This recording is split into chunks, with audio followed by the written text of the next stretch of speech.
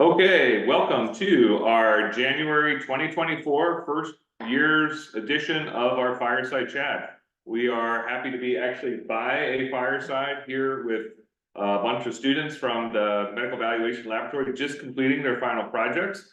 This lab is sponsored by them, and then with me, of course, my famous co-hosting buddy, Tom Gunderson, is also here as well.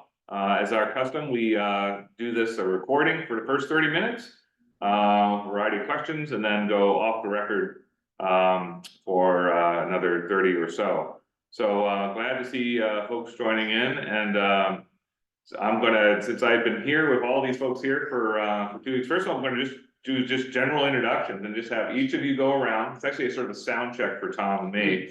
If you could just go around and introduce who you are, what program you're in, or dual degree programs, because we have a few people there, and then what your background is, whether or not you're like nurse, engineer, or something else from a previous life. So we'll go here. Hello, everyone. My name is Molly Doobie. I'm a full-time MBA student. Prior to going back to MBA school at Carlson, I have been an ICU nurse for 10 years. So really excited to kind of work my way into the med device space and kind of marry that background with business acumen. Hello, I'm Sierra McManus. I'm a full-time JD MBA student. Before going back to school full-time, I worked in the legal industry, 4 years at Uber, and before that, 2 years at an employment litigation law firm on the employee side. Hello, my name is Matty Bebig. I'm a part-time MBA semester, and I'm in the medical device sales and clinical side at it. Make sure you're projected to the owl. I'm Bailey Keffer. I'm a JD MBA. Before starting law school, I did a little bit of COVID research, and I have a biochemistry background. My name is Trey Johnson. I'm a full-time MBA student right now, and before that program, I was in investment banking. My name is Cassie Schallenberger. I am a part-time online MBA student at Carlson, and my background is in nutrition and dietetics, and I currently am a diabetes educator for the Fairview Health System. My name is Nicholas Kachachiladze. I'm a first year full-time MBA as well, and my background is in marketing, solar technologies. All right. Well, thank you all for joining us. So we this is actually our 9th year running the Valuation Lab in Palo Alto. It's our global medical valuation lab, because as we know, landing in the SFO from OSB, it feels like a different country. There's the international terminal is so big, but part of the fun is the projects that we do have not just a US focus, but a global focus. Some of you folks did projects, folks for Germany. We had 3 of the 4 projects sponsored by the Netherlands government, which is pretty cool as well. So that was actually, of all the years that we've done the lab, this is the first time, well, not quite the first time, but pretty close to where we actually had real-time back, basically commentary from folks that were inventors from another country, well across the pond, more like across the pole, the North Pole to comment in. So that was pretty exciting, all in. So this is gonna be a round robin set of questions. Anybody can sort of, chime in on all these things. I know we visited a variety of different places. The thing that makes this exciting is it's the Bay Area. And so all the tech industry and stuff is here. Just sort of go around and say, like, of all the site visits, which ones probably were the most interesting to you, either because it's like, oh my God, I can't believe I'm there, or you just didn't expect it to be as cool as it was. So anyone, feel free to chime in. I didn't expect Medtronic to be as fun as it was. Little details of technology and the process that they took us through for the medical device. Okay. Medtronic. Not Medtronic, but Wow, that hurt. Abbott. It was Abbott. Yeah. So Abbott made such an impression on you. You thought it was Medtronic. That's outstanding. Fun way to start. That's yeah. It's like, pause, redo. What do you think? I like Fogarty. We met up with Fogarty, and they talked about how they incubate innovators and have startups that kind of come in under the umbrella and help get them off the ground. That was kind of really cool to pick their brains and see what they can do for the med startup community. Yeah. So for folks who know, Fogarty Innovation is, they are a 50, well, they're a nonprofit, but they are a nonprofit incubator. And really have a way of kind of engaging in the whole process. Cassie, what about you? The Google visit stood out to me quite a bit. I think mainly just, I mean, obviously their space is really neat, but their presenter, delivered a really good contextual, presentation for us. The hospital system was cool too, Kaiser. Yep. And then I know that, so not particularly a site visit, but because it's supposed to be a global, experience, I will say that we have some students from different cultures on this trip, and they brought us around the area to different authentic restaurants, and we got to try different foods, which was really cool for me. Oh, that's great. So, Awesome. yeah. Yeah. Yes, I can go. I really like the IDEO site visit. It was just like, there are so many like unique things that, I don't know, I was never expecting to see, like the kind of place where you'd see all of these common devices, like that you use every day, like a Cisco phone, like the first mouse, all of these kinds of devices were designed there, like initially, and that was just like mind blowing to me. That's something I use every day. I was like in the place where it was created. Also, just being a part of Stanford was super cool. Being on campus, the Hoover Institution, that was all things that I wasn't aware about. And now seeing that, it's like pretty amazing the work they're doing, and just kind of opens our eyes to that side of research also. Cool. I'll elaborate a little bit more on the IDEO part. I think that was my favorite part. And then other touch points along the trip too. IDEO brought this design thinking for us to consider and to look into, and like the purpose of each device that they might be designing. And then a medical doctor brought up that same type of that spoke to us about that same type of line of thinking is super valuable in healthcare, but also the precedent model of things that already existed. And that was what I think the person, Dennis brought up at IDEO, that you look to the past to inspire the future and design something. And like you said, some of the devices there were just mind blowing, and how focused they were on like the human uses and how they could make it easier on us. So that was my favorite part. Well, like Barbie, is that what you meant? Oh, yeah. You guys just do the Barbie RV, so cool. There wasn't a site visit that I didn't enjoy. I guess maybe I would say the Schwegman visit was pretty cool, like to get a chance to speak with patent lawyers, and that's kind of like their bread and butter, and like getting them to answer a lot of our questions the week of our project being due. Was pretty valuable insight. And I also feel like it kind of solidified a lot of the research we had already done. And then, like I say, they were there to kind of fill in the gap, but, yeah, there wasn't a visit I didn't enjoy. Very cool. Very cool. And then just to elaborate a little bit on, because I've been to IDEO a bunch of times before, the Barbie camper van, it was never really emphasized to me just how much revenue Yeah. they make from the Barbie camper van. Big year for Barbie. It's Barbie year, Barbie movie. So, Mo, why don't you introduce yourself to the group that you came in here? Mo Hicks, I'm a rising third-year med student and business student as well. Anything else? Well, the question was, what was of all the things you saw, what really stood out to you of all the site visits? What would you say? That's a tough one. I feel like the site visits had such variety where there was a really unique takeaway from all of them. But I'll echo off of what Trey said. IDEO was so cool. I felt like a kid. Just like going through a toy closet. Like it almost felt like these were the engineers behind like James Bond, or like, just some like anything that you could think of, like they were making. And it was really cool to see that process of just taking these ideas and seeing them just come to life in some really cool ways. And what question did you ask, Dennis? Actually, there's a little controversial. If you might. I should have, We are on the record, so it's okay. his expression was Priceless. his reaction was priceless. I was like, so how many secret CIA contracts you guys got going on here? And he was definitely a moment of shock. Almost ready to answer. Yeah. But yeah, it really is almost like a toy factory, because there's the guys that are like building the toys all the time, and the little velociraptor that like twists his neck and wanted the coo at you and all this other stuff. It's kind of amazing.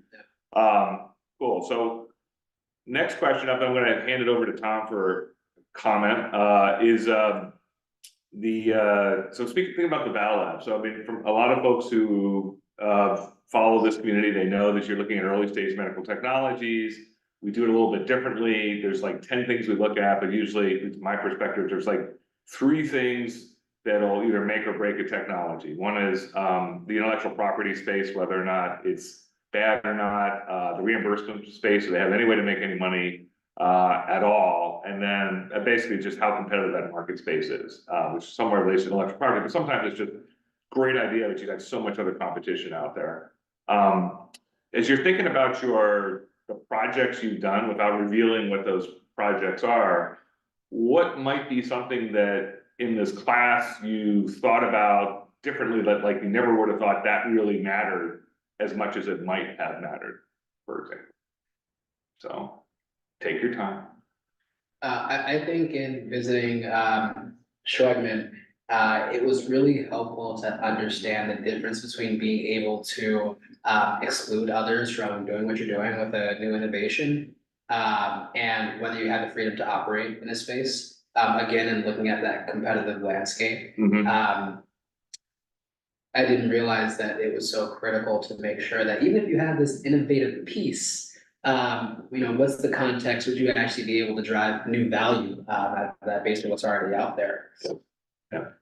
Anyone else? I think what I noticed, and this was kind of coming from all of our site visits, and Steve mentioned like all like the hard things, like the 3 things you need for your tech to succeed on paper. But what they kind of mentioned is you also need that team. You also need like the founders to all be cohesive and everybody on the same page, and to play nice together and have a vision.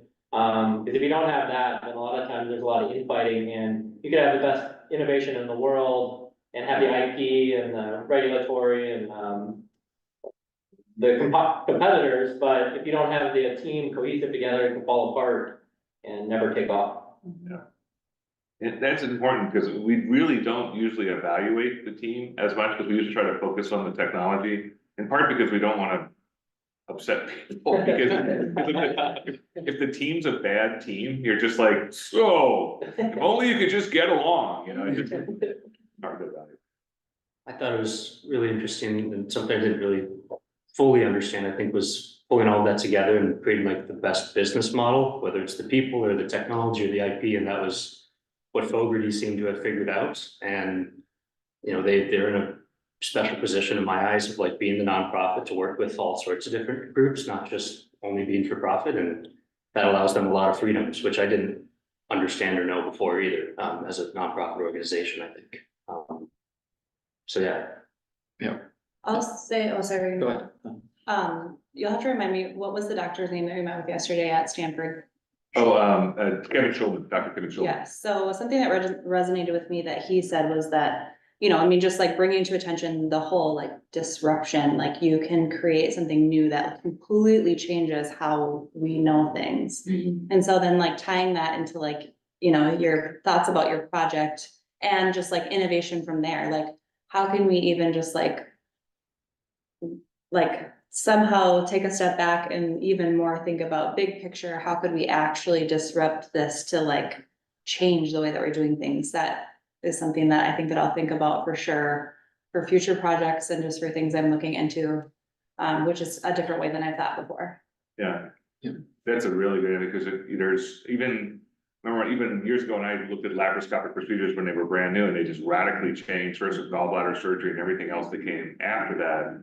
And we're probably on the cusp again of a whole set of drugs, a different set of economic barriers, but probably like because you can cure things now with the drugs, like we that's like fantasy Right. 30 years ago. But like a Hep C vaccine, like sort of introduced this whole notion of like, oh, well, now what? I think it was also interesting that we got to see all of the different parts, and then in the final project, how everything fits together, and see that if one part falls apart, then another part doesn't work either. So that was pretty interesting. Yeah, like for example, I didn't mention voice of the customer, but like. Yeah, that's what I was gonna say. Yeah, go ahead. I was gonna say, especially being a nurse, I feel like I really valued that aspect a lot. And maybe it's because that felt a little bit easier for me to connect on, but I realized that like you can have all the technology or all the projects in the world that, you know, really could make a difference, but if you don't have the buy-in from the people like on the ground who are gonna be using it, and you don't have their support or the data to support that, then like actually seeing that all the way through is gonna be pretty difficult. And that really, if you can find a device or a technology that fits exactly what those people need, that like that is where you succeed in, you know, med device or just med in general. So I thought it was really valuable to be able to talk to like all different people and just kind of hear their perspectives and kind of give them their 30 minutes to an hour to just kind of like unleash. I felt like that was kind of cool. Awesome, awesome. Tom, I'm gonna throw it to you, just, you've been getting to know, the students here a little bit better. Tom actually was here with us, I think it was either 2019, 2020. It was awesome when you were here. It was a while ago. It wasn't 2020. It's probably before that.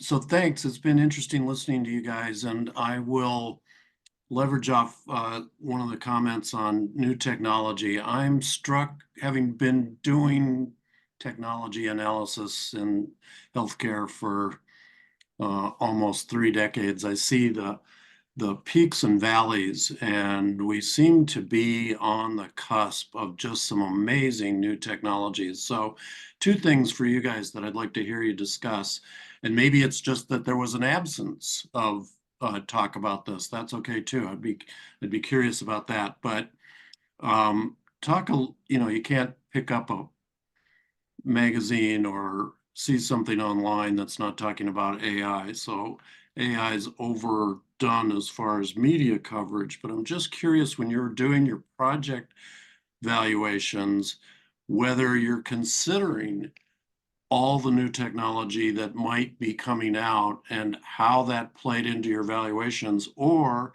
as you were talking about some of the presentations, whether they are starting to incorporate not just AI, but med tech in particular, from a stock market standpoint, was hit pretty hard when the GLP-1 agonists were introduced. The idea that if everybody loses weight, then your knees will last longer and you won't need as much cardiovascular help. And the diabetes guys just you know, went down 50-60% on some of the rumors that were floating around that, gee, these drugs will solve everything. So AI, GLP-1s, and then a little bit different, but I think somebody mentioned this, I'm starting to see more retail influence on healthcare and med devices.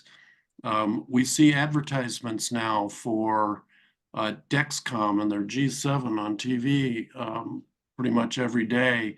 The CEO of Abbott said the best launch of a medical device was his continuous glucose manager that is up to 5 billion in sales and going to 10 billion. And that's all kind of a retail sale. You need a prescription, but it feels a lot more retail when you're doing TV commercials. At any rate, long question. Can you talk a little bit about how you were influenced by the speakers, or you influenced on your projects the new technologies? Wants to dive in? Oh, we did have AI talked about as far as healthcare goes in some of our discussions, and kind of what that looks like for us moving forward, and kind of how to navigate both, you know, like Trey was kind of playing on that, you know, learning from the past, but being adaptable and able to change kind of for the future. I think as far as the project goes, what I realized, I think some of us did have projects that utilized AI or would be potentially in the future, and I think we kind of learned that like that patent space and really protecting, you know, certain pieces of your device or project, like that's really the most important thing moving forward, because you could really block out other competitors if you have the right, you know, patents in place to protect. I think going back to Ideolab, I think, you know, once upon a time they had to make hand prototypes, and they made hundreds and hundreds of handmade prototypes.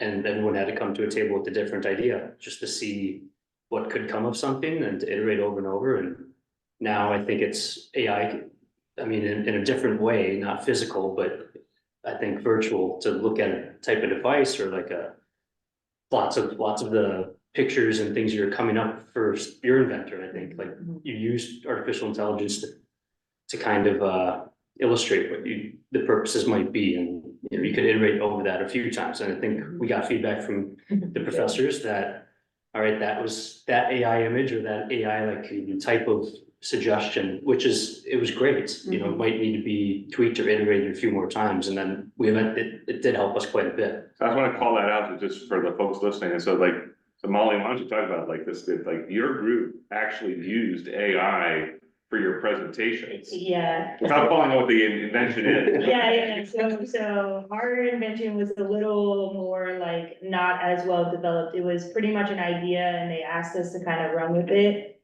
So as we were working through the project, you know, it was hard for us to visualize what we were trying to help them develop. And so, you know, we utilized, I guess, ChatGPT without, you know, adding too much specific things so that it wouldn't be totally out there in the world. But with utilizing ChatGPT, we were able to get kind of an image to present to our class and our inventors of, you know, what this could look like for them. And ours actually had a few iterations to the pictures.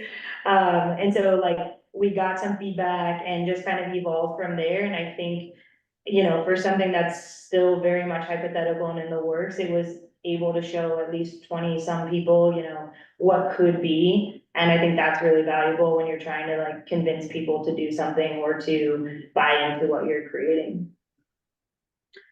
I think these new technologies, kind of going off of Cassie said about disruptive technologies, like if they're still in their infancy, AI, weight loss drugs, you know, what is the long-term impact of those? But I think it's making a better society in the world. I mean, you can kind of bounce ideas off AI. I mean, I know the companies don't like it, but if we're losing weight, it tells me we're a more healthy population. So this is what I kind of see infancy in disruptive technologies that could change our future as we know it. Instead of getting knee replacements, are we just getting shots to lose weight? And that's kind of exciting to think about as this progresses and develops. Yeah. I think, I mean, I can speak a little bit too from kind of because it's really closely related to what I do as my profession. So I will say that a lot of my patients, and kind of even outside of that space, just like being able to have that ownership of their own health and being able to use tools like that are accessible. I think that's really motivating for people because they're able to see, like, if they make changes or apply different things, they can actually see that, you know, the positive reinforcement of those things. And I think there's just more interest in that, kind of having more ownership of yourself and your health and all those. And so these are great tools to allow people to do that. And you look at all like the sleep trackers and I even got one of the glucose sensors just to see how my body responded, and I'm not a diabetic. So it's just kind of like tracking all your biohealth is becoming a lot more prevalent. And I think it's a big market that's going to keep going forward. But I think being more intelligent, we can, about our own health, we can make more intelligent decisions going forward. That speaks to Tom's point, I think, of diabetes becoming more retail oriented, where someone doesn't even have diabetes, but is interested in tracking it and learning more about his own health. That's a great point. And some athletes that do that too, for like Wow. training to, just. The reality is if we live longer, we're still gonna need knee replacements, hip replacements, so I don't per se see it as like a bad thing. I think, you know, the potential to make it more accessible or even weight loss more accessible to people, at least to get them started would be really good. I don't think it should be a permanent fix for the world. I think there's maybe some personal things we gotta work on, but I think to get people started, if that's what it took, I mean, who knows? I guess we won't know what's gonna happen yet.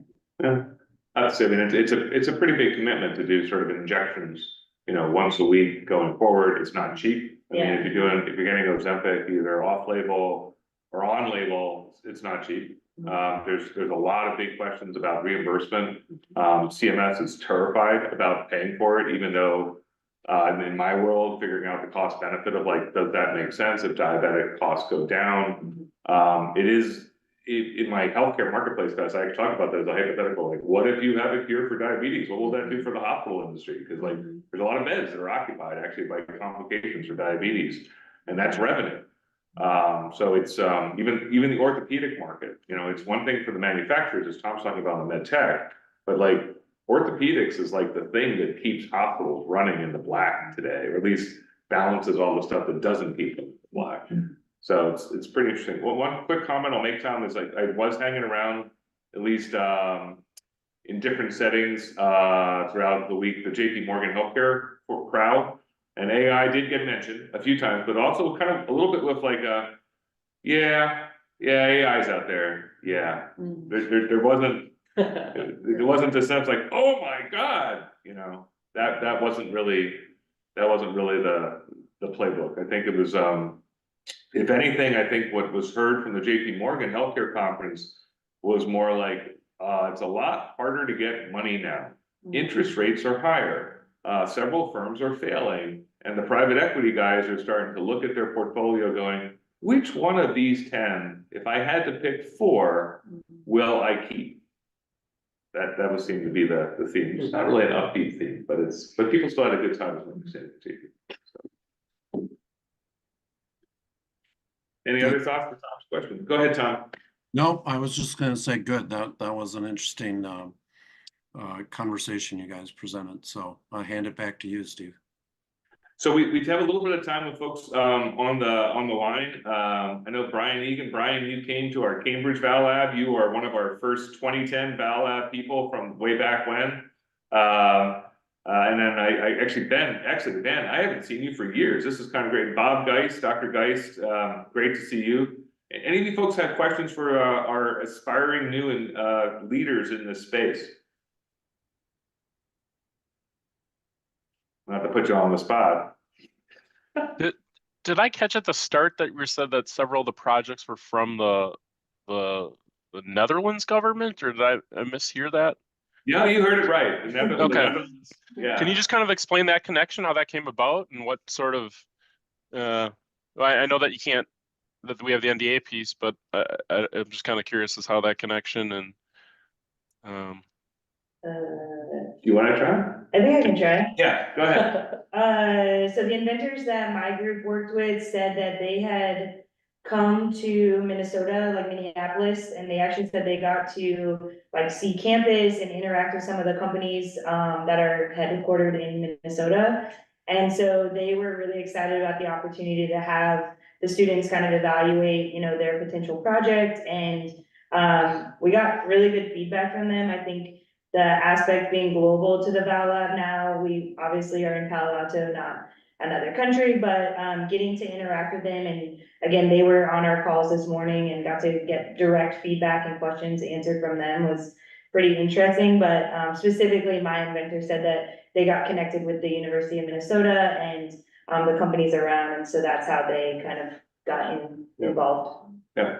And I remember Jessica, looking at Jessica Health is going to tell me if I got this right or not, but they basically, there was also connections through the, we have the Design for Medical Devices conference, and we actually, if you go back and look at our Val Lab chat series, there was actually had an interactive chat with the folks from the Netherlands talking about the challenges and things there. Tom, you and I did that, I think back in the day. We're going to try to do that again, but that prompted the conversations about like, what can we do more in terms of where things are? And suddenly we're kind of in kind of a client basis for them. So it was really cool to see, because I think, like I said, it was like one of the first times we really like connected the global lab stuff in a real way.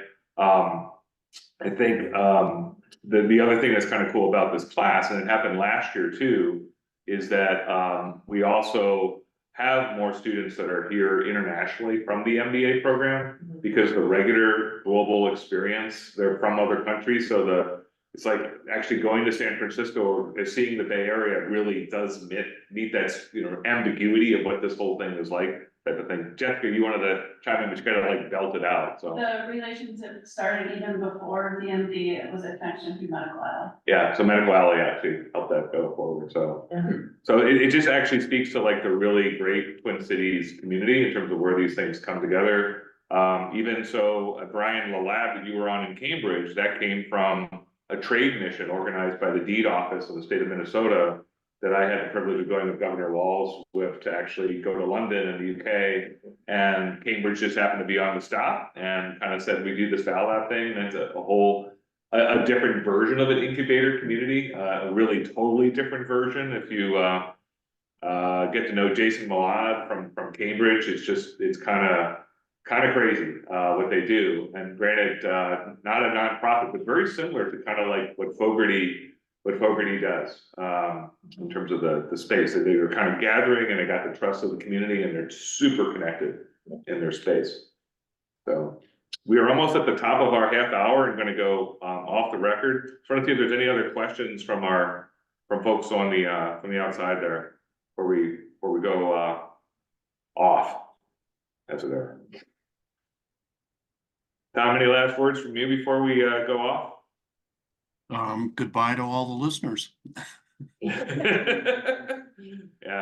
So just to wrap it all up, just a thank you to all of you for making the trek out there. I know it is these 2-week programs are hard on people. You never expect to know what they're going to be when you do them. I personally, the first one I ever did was just over 10 years ago in Brazil. I got kind of tasked to do it with the group I'm with now at the Carlson Global Institute. It was probably the first time I was away from my spouse, so by that point married, or at least connected to for 25 years, more than a week ever. And so it is a big deal, just to get used to the places, but just grateful to you all for making this journey. And with that, we are gonna go off the record.